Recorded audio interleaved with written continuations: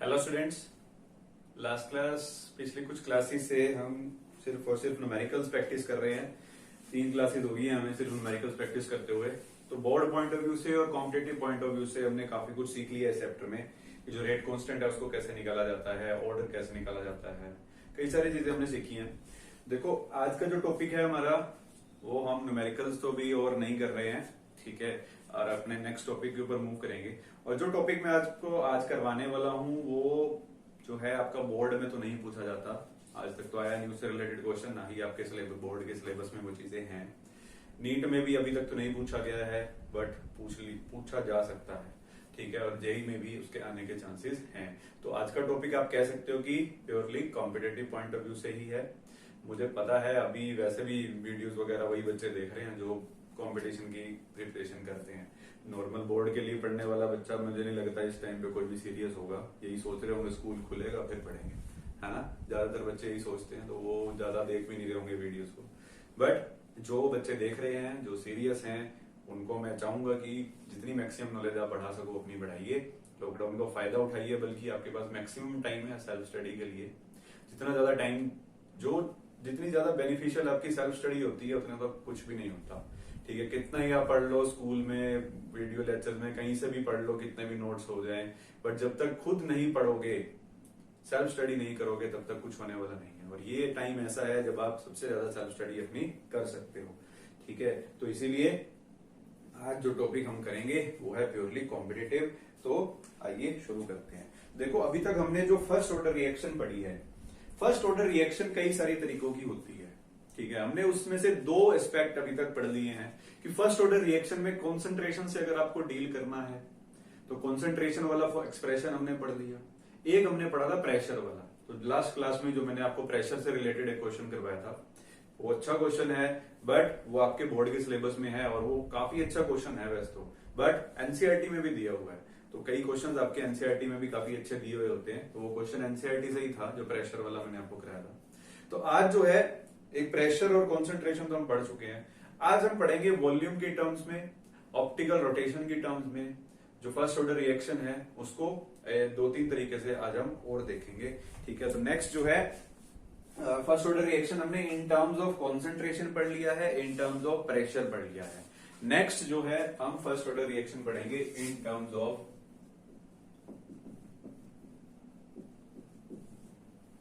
Volumetric analysis, ठीक है, इन terms of volumetric analysis. तो देखो सबसे पहली चीज वॉल्यूमेट्रिक एनालिसिस होती क्या है।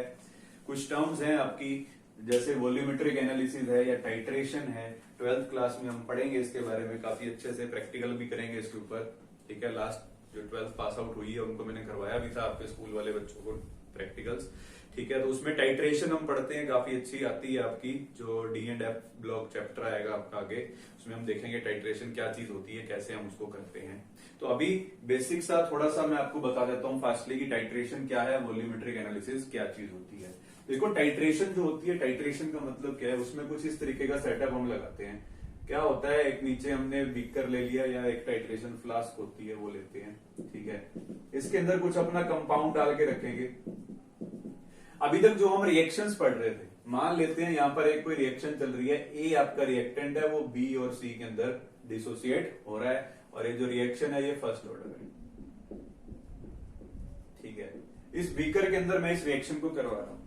अब साथ के साथ मैंने क्या किया, इसकी मैं टाइट्रेशन करनी स्टार्ट कर दी। टाइट्रेशन क्या चीज होती है, टाइट्रेशन का मतलब है इसके ऊपर एक कुछ इस तरीके का सेटअप हम लगाते हैं, जिसे हम बोलते हैं ब्यूरेट, ठीक है। इसको कुछ इस तरीके का स्टैंड होता है जो इसको होल्ड करेगा, ठीक है, इसको हम बोलते हैं ब्यूरेट।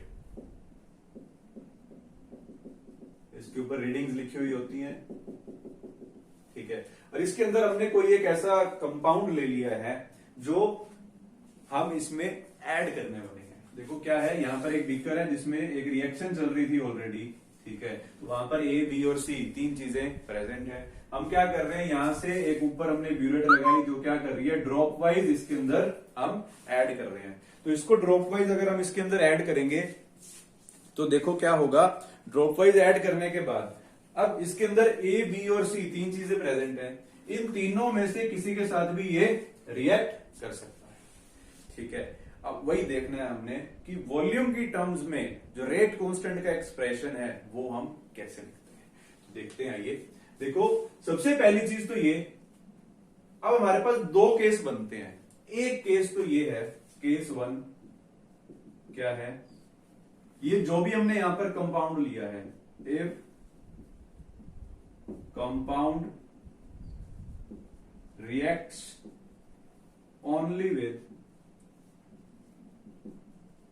ए, बी और सी। एक केस तो यह है कि इन तीनों में से किसी एक के साथ वो रिएक्ट करे, ठीक है। अब डिपेंड करेगा कि कौन सा कंपाउंड आप ले रहे हो। तो पहला केस तो मैंने ये बनाया कि जहां पर ये जो कंपाउंड है वो इन तीनों में से किसी एक के साथ रिएक्ट कर रहा है, ठीक है। और दूसरा केस मैं बनाऊंगा यहां पर, if compound is reacting with all three।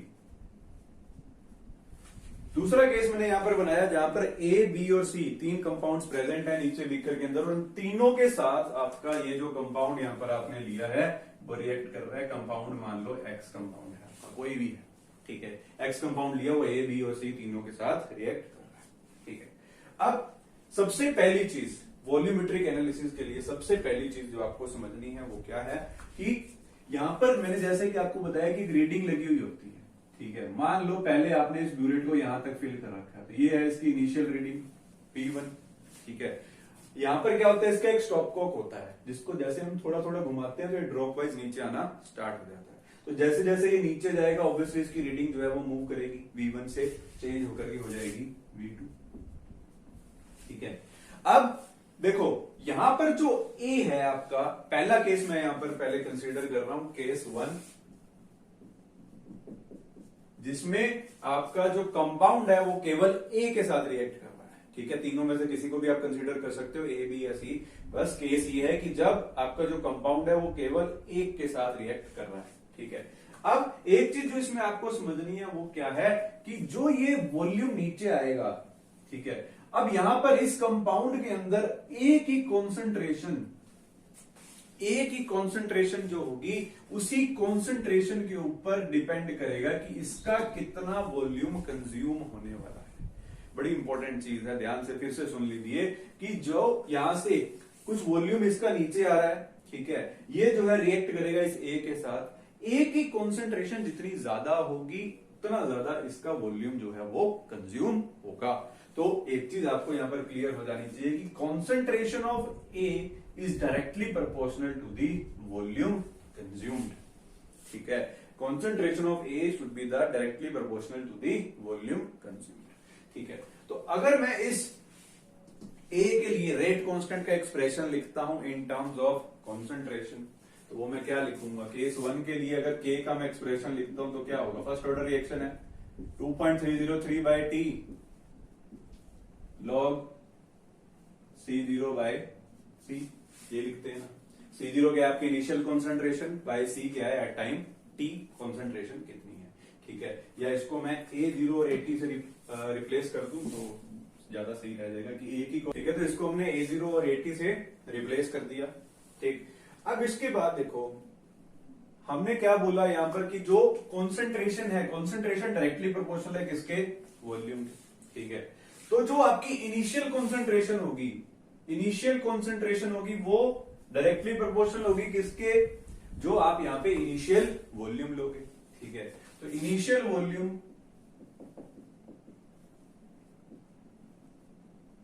मान लेते हैं हमने कितना लिया V0 और फाइनल वॉल्यूम हमने लिया है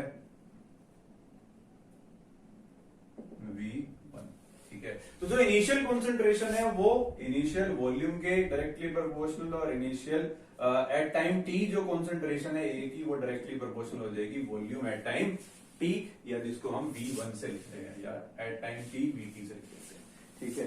तो इन दोनों की अगर मैं रेशो लेता हूं यहां पर A0 बाय AT, वो किसके इक्वल आ जाएगी, V0 बाय VT, ठीक है। तो सिंपल सा काम आपको क्या करना है, इस A0 बाय AT को अगर वॉल्यूम की टर्म्स में लिखना है कि जो आप कंपाउंड ऊपर से टाइट्रेशन के लिए ले रहे हो उसकी वॉल्यूम की टर्म्स में अगर आपको लिखना है इसका एक्सप्रेशन, तो A0/AT को रिप्लेस कर दीजिए V0/VT से। तो क्या बन जाएगा expression, K is equal to 2.303/T log V0/VT। ठीक है, तो वॉल्यूम की टर्म्स में अगर आपको रेट कांस्टेंट का एक्सप्रेशन लिखना है फॉर वॉल्यूमेट्रिक टाइट्रेशन तो वो आप इस तरीके से लिख सकते हो। ठीक है, तो आई होप आपको क्लियर हो गया होगा। यहाँ पर तो हमने कुछ नहीं करना, यहाँ पर बस एक बेसिक सी चीज आपको ये समझनी थी कि ए की कॉन्सेंट्रेशन जितनी ज्यादा होगी उतना ज्यादा इस कंपाउंड का वॉल्यूम कंज्यूम होगा। ठीक है, और A0 जो इनिशियल आपकी कॉन्सेंट्रेशन है वो डिपेंड करेगी किसके ऊपर, इनिशियल वॉल्यूम के ऊपर, और एट टाइम T जो कॉन्सेंट्रेशन होगी वो डिपेंड करेगी वॉल्यूम एट टाइम T के ऊपर। ठीक है, तो वहां से हमने इसकी रेशो ली तो ये एक्सप्रेशन हमारे पास आ गया, और A0/AT को V0/VT से रिप्लेस करके हमने ये चीज बता दी।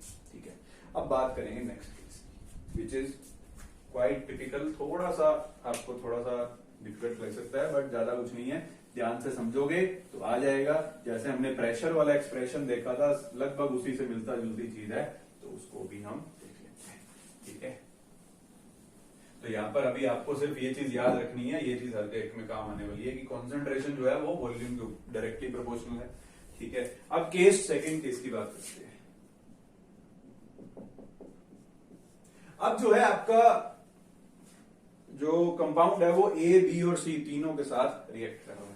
तो पहले तो मैं क्या करूंगा, यहाँ पर ए, बी और सी तीनों की कॉन्सेंट्रेशन देखूंगा कि एट टाइम टी क्या है, एट टाइम 0 क्या है।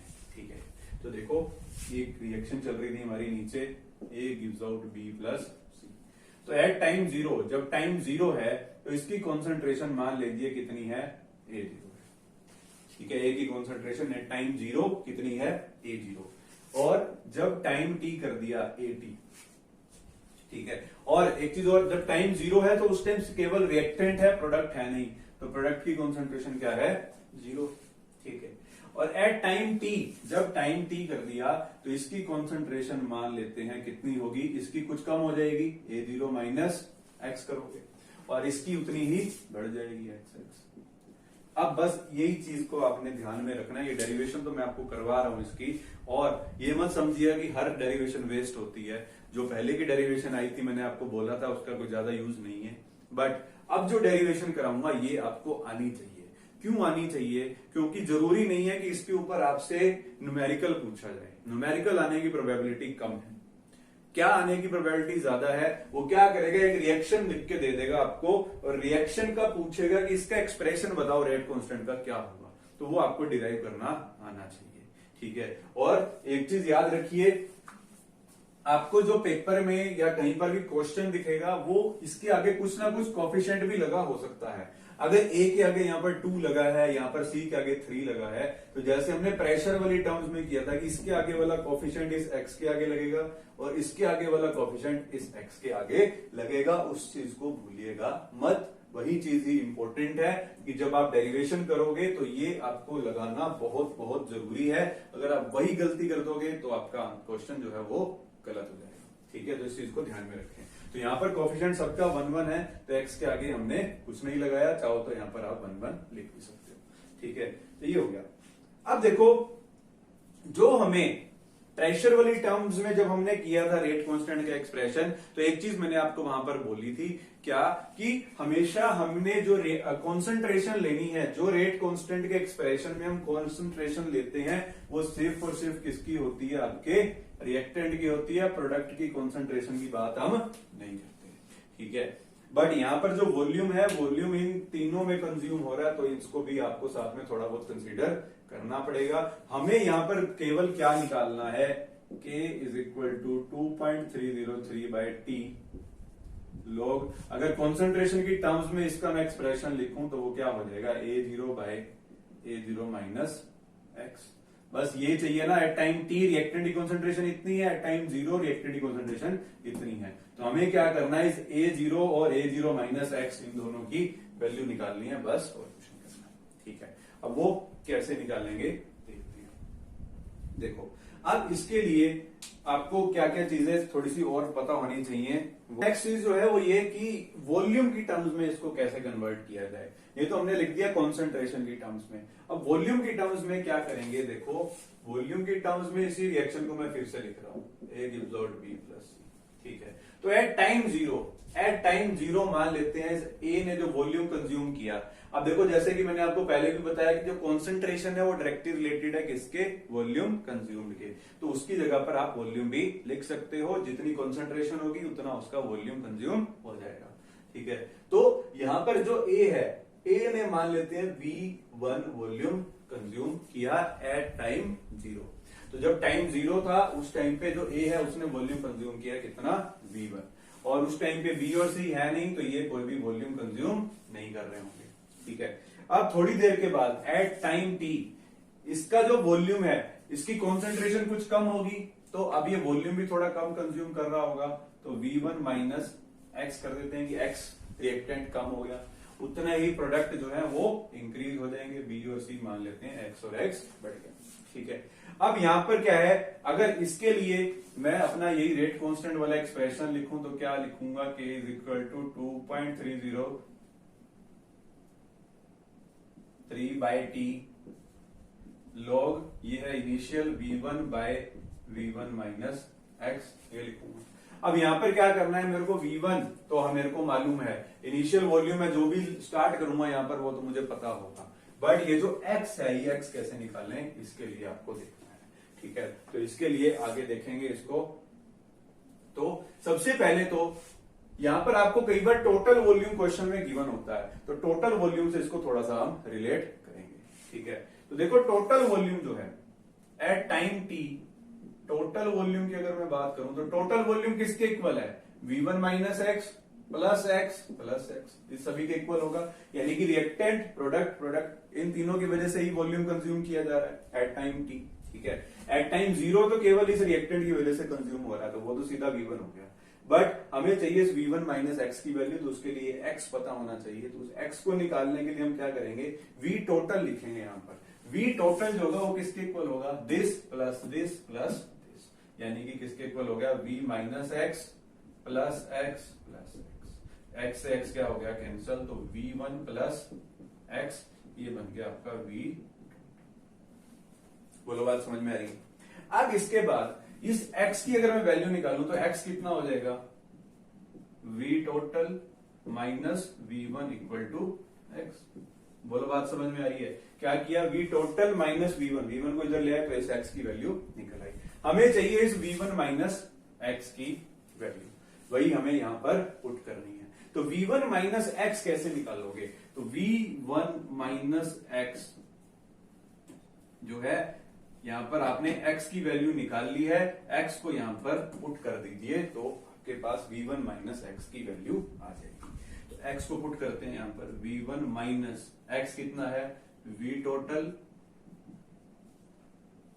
माइनस V1 ये है, ठीक है। माइनस साइन को अंदर लेकर के जाओगे तो क्या बन जाएगा, ये V1 minus V total plus V2 plus V1, ठीक है। V1 क्या हो जाएगा, 2V1 माइनस V टोटल, ये बन जाएगा आपका V1 माइनस एक्स।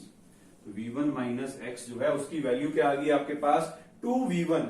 इनिशियल तो आपको मालूम है, यानी कि आपको इनिशियल वॉल्यूम और टोटल वॉल्यूम अगर बता देगा तो आप यहाँ पे एक्सप्रेशन के अंदर उसको पुट कर सकते हो, ठीक है। तो V1 माइनस एक्स की वैल्यू आपने निकाली 2V1 माइनस V टोटल। तो इसको उठा करके अगर मैं यहाँ पे पुट कर देता हूं तो मेरा एक्सप्रेशन जो है इन टर्म्स ऑफ वॉल्यूम क्या बन जाएगा, उसके बाद इधर लिख रहा हूं, ठीक है। तो in terms of volume expression क्या बन जाएगा, k is equal to 2.303 by T log V1 initial volume है, और ये हो जाएगा आपका 2V1 माइनस V टी से लिख रहा हूं इसको, VT क्या है, टोटल वॉल्यूम, ठीक है। इसमें जो आपका V1 है, V1 is the initial volume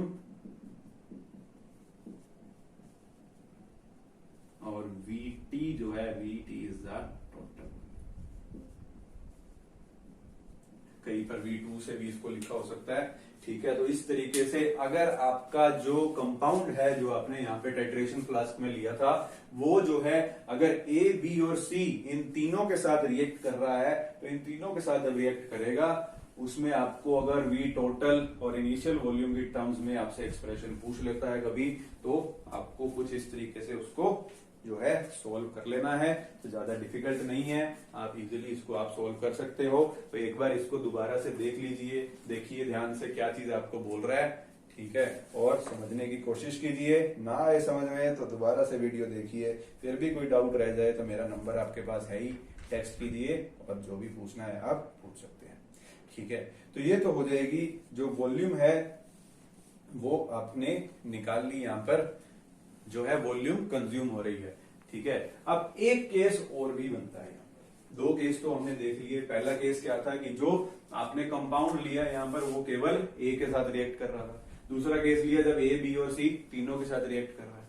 अब तीसरा केस जो हम लेंगे वो उसमें भी ए, बी और सी तीनों के साथ ही रिएक्ट करेगा, बट एक चीज उसमें डिफरेंट है, वो भी देख सकते हैं। तो इसको नोट कीजिए, ये डेरिवेशन आपको आनी चाहिए। और डेरिवेशन के लिए एक चीज और सुनते रहिए। देखो, डेरिवेशन के लिए आपको क्या करना होता है कि जो आपकी बस एक बेसिक याद रख लो, बेसिक माइंड में बिठा लो कि जो ये होती है ना, ये कॉन्सेंट्रेशन सिर्फ यही चाहिए होती है हमें। रिएक्टेंट की जो कॉन्सेंट्रेशन है ना V माइनस एक्स, इसकी वैल्यू निकाल लीजिए बस, और कुछ भी नहीं करना आपको। ठीक है, V1 माइनस एक्स की वैल्यू निकालनी होती है। उसको निकालने का तरीका हर बार सेम रहेगा। क्या तरीका रहेगा कि V टोटल कर लो, V टोटल करोगे, इन तीनों को ऐड कर लोगे, V टोटल करके वहां से x की वैल्यू निकाल लो और उस x को उठा के यहाँ पे पुट कर दो। बस इतना सा काम करना है। यही चीज हमने प्रेशर वाले में की थी और वही चीज ही यहाँ पर करनी है। बस ध्यान ये रखना कि जो स्टोइकोमेट्रिक कोएफिशिएंट लगा है उसको यूज करना मत भूलना। यहाँ पर था नहीं इसलिए मैंने सीधा सीधा लिख दिया, अगर हो तो उसको जरूर लगाना है। ठीक है, तो ये हो जाएगा आपका केस 2। केस 3 देखते हैं।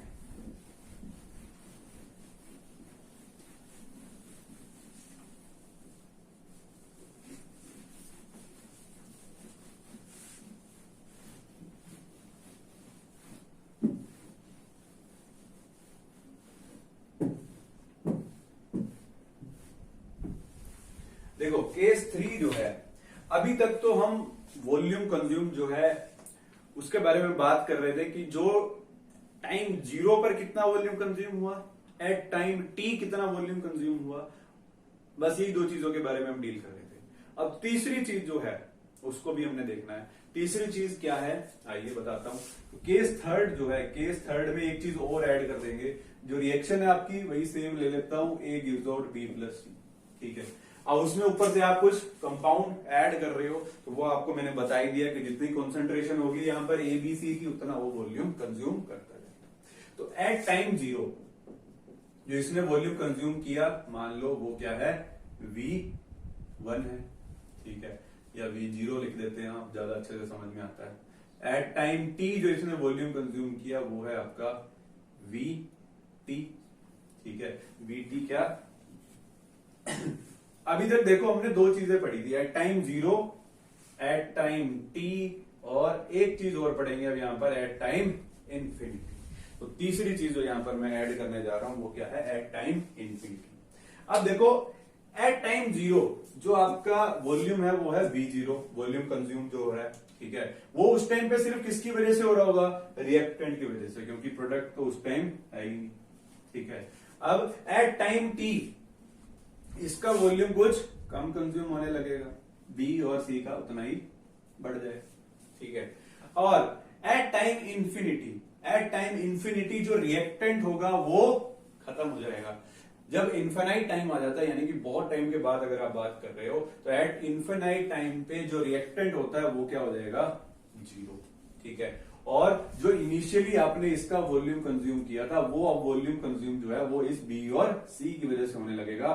तो इन दोनों का V0 जो है, बात समझ में आ रही है कि एट इन्फिनाइट टाइम रिएक्टेंट आपका 0, जैसे टाइम 0 पे सिर्फ रिएक्टेंट होता है, प्रोडक्ट नहीं होता, वैसे ही एट टाइम इन्फिनाइट पे बहुत देर के बाद रिएक्टेंट 0 और प्रोडक्ट जो है वो प्रेजेंट होते हैं सिर्फ। ठीक है, तो यहां से एक चीज मैं बना लेता हूं कि volume consumed at infinite time, जिसको मैं V इन्फिनाइट से तो ये रिप्रेजेंट कर रहा हूं। Volume consumed at V infinite, उस टाइम पे रिएक्टेंट की वजह से है नहीं, केवल इन दोनों की वजह से है, तो ये किसके इक्वल हो जाएगा 2 टाइम्स ऑफ V0। ठीक है, V0 प्लस V0 किसके इक्वल हो गया 2 टाइम्स ऑफ V0। बोलो इतनी बात समझ में आ गई कि इनफिनाइट टाइम पे रिएक्टेंट नहीं होता है, केवल प्रोडक्ट होगा। प्रोडक्ट जो है दोनों का V0 ऐड कर दिया तो V इनफिनाइट जो है 2 टाइम्स ऑफ V0 के इक्वल हो गया। ठीक है, अब नेक्स्ट चीज जो हमने देखनी है वो, अगर इसके लिए मैं अपना रेट का एक्सप्रेशन लिखता हूं, रेट का एक्सप्रेशन लिखोगे K is equal to 2.303/T log initial volume जो है आपका V0 बाय में final volume at time T जो है वो कितना है V0 माइनस एक्स। ठीक है ना, अब V0 और V0 माइनस एक्स इसकी वैल्यू निकालनी है बस। ठीक है, अब ये जो V0 है, V0 को मैं V इनफिनाइट की टर्म में लिखना चाहता हूं क्योंकि मेरे को डाटा V इनफिनाइट की टर्म में दिया हुआ हो सकता है क्वेश्चन में। ठीक है, तो इसको देखो मैं किस तरीके से रिप्रेजेंट करूंगा। V इनफिनाइट जो है उसको मैं ये लिख सकता हूं ना V0 प्लस V0, वही तो है। ठीक है, अब यहां से V0 की अगर मैं वैल्यू निकालूं तो वो किसके इक्वल आ जाएगी V infinite minus V0 is equal to, बोलो कर सकते हैं ना। ठीक है, तो V0 को मैं लिख सकता हूं V इनफिनाइट माइनस V0, यानी कि ये जो यहां पर V0 लिखा है इसको मैं रिप्लेस करूंगा किससे V इनफिनाइट माइनस V0 से। बट उससे पहले V0 माइनस एक्स की वैल्यू भी निकाल लेते हैं। ठीक है, V0 माइनस एक्स यानी कि ये निकालना है।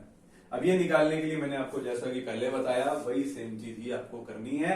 क्या करोगे, एट टाइम T, एक तो ये चीज हमने निकाल ली, इसको साइड कर देते हैं। ठीक है, अब at time T total volume देखो, V टोटल जो है वो किसके इक्वल होगा V0 minus X plus X plus X, यानी कि किसके इक्वल हो गया V0 प्लस एक्स के इक्वल हो गया आपका V टोटल। बोलो बात समझ में आ गई। ठीक है, अब V0 प्लस एक्स के इक्वल हो गया। अब एक्स की वैल्यू निकाली, एक्स की वैल्यू क्या आ जाएगी V टोटल माइनस V0, ये हो जाएगा आपका एक्स। ठीक है, अब जैसे कि आपको पहले ही बताया था एक्स की वैल्यू निकाल लो, एक्स को उठा करके बस यहां पर पुट कर दो। तो V0 माइनस एक्स मेरे को चाहिए, तो V0 माइनस एक्स कैलकुलेट करना है, तो उसके लिए मैं क्या लिख दूंगा यहां पर V0 minus x equal to आपका जो V0 माइनस एक्स की क्या वैल्यू है V टोटल माइनस V0। ठीक है, और ये माइनस अंदर ले जाओगे तो साइन चेंज हो जाएगा, V0 minus V total plus V0 हो जाएगा। ठीक है, तो V0 और V0 कितना हो गया 2V0 माइनस V टोटल। ठीक है, अब 2 टाइम्स ऑफ V0 शुरू में लिखा था, 2 टाइम्स ऑफ V0 किसके इक्वल है V इनफिनाइट के।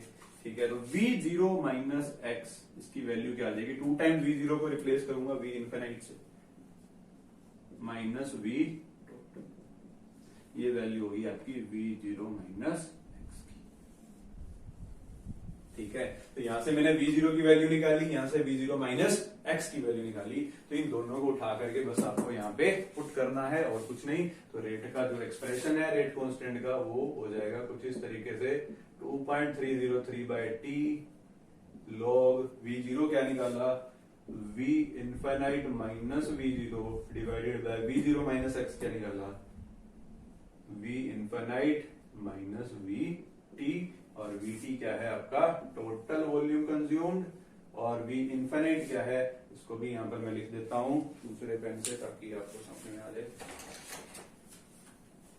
जो यहां पर V इनफिनाइट है, V infinite is the volume at T is equal to infinite, और V0 जो है volume at T is equal to 0, और VT जो है this is the total volume. बाकी आपको पता ही है T क्या है, टाइम K क्या है, रेट कांस्टेंट। ठीक है, तो ये हो जाएगा आपका वॉल्यूमेट्रिक एनालिसिस के लिए जो है तीनों डिफरेंट केस के लिए हमने डिराइव कर लिया है इसको। ठीक है, तो आई होप आपको क्लियर हो गया होगा।